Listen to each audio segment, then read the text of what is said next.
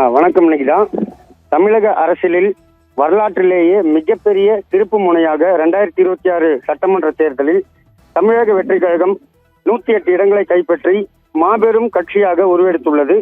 பெரும்பான்மைக்கு இன்னும் 10 இடங்களே தேவைப்படும் நிலையில் ஆட்சி அமைப்பதற்கான பணிகளில் அக்கட்சி தலைவர் விஜய் தீவிரமாக ஈடுபட்டுள்ளார். மேலும் அது குறித்து இன்று காலை பனையூரில் உள்ள கட்சி தலைமையகத்தில் வெற்றி பெற்ற வேட்பாளர்களுடன் தலைவர் விஜய் அவசர ஆலோசனை நடத்தினார்.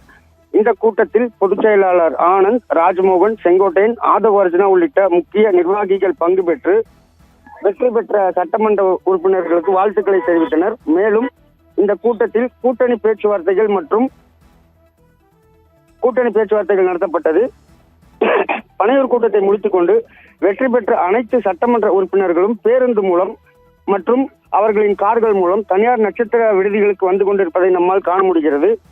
மேலும் மற்ற கட்சிகள் போலின்றி தாவேகா தனது உறுப்பினர்களை தனிமைப்படுத்தாமல் அவர்களின் குடும்பத்தினருடன் தங்குவதற்கு ஏற்பாடு செய்யப்பட்டுள்ளது.